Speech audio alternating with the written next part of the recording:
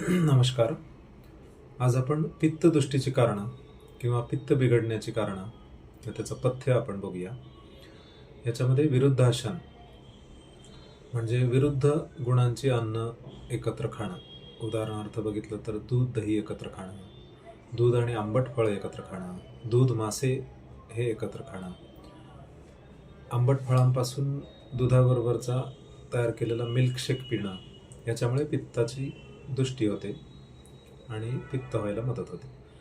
दुष्ट म्हणजे खराब झालेलं अन्न, नासलेलं अन्न खाणं हे पित्ताला कारणीभूत ठरतं. अति आंबट खाणं, अति आम्ल खाणं. त्यानंतर विदाही म्हणजे ज्याचा पोटात गेल्यावर दाह होईल, जळजळ होईल, मसालेदार जळजळीत असं अन्न खाणं. अध्यशन म्हणजे एकदा पूर्ण पोट भरून जेवण केलेलं आहे त्याच्यानंतरही पुन्हा काहीतरी खाणं किंवा अति खाणं हे टाळायला पाहिजे. कच्चं किंवा आंब राहिलेलं अपक्व असं अन्न आपण टाळायला पाहिजे. आंबवून तयार केलेले पदार्थ जसं की इडली, डोसा, ढोकळा हे पदार्थ आपण टाळायला पाहिजेत. आंबट पदार्थांचा ज्याच्यामध्ये दही, ताक, चिंच यांचा विचारही आपल्याला करायला पाहिजे.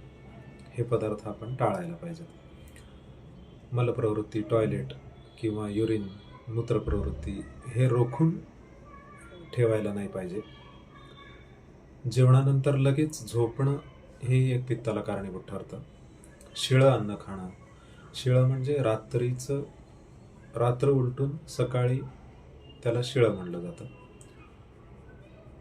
तीळ, उडीद, कुळीथ, लसूण यांचे अतिसेवन, अतिप्रमाणात खाणं टाळायला पाहिजे. मद्यपान, ड्रिंक्स, दारू यासारखी जी व्यसनं आहेत त्यांचंही प्रमाण आपण टाळायला पाहिजे. तळलेलं, करपलेले पदार्थ असेही आपण टाळायला पाहिजे. त्याच्याबरोबरीनेच चिंता, स्ट्रेस असणं, अतिजागरण करणं हेही पित्ताला कारणीभूत ठरतं.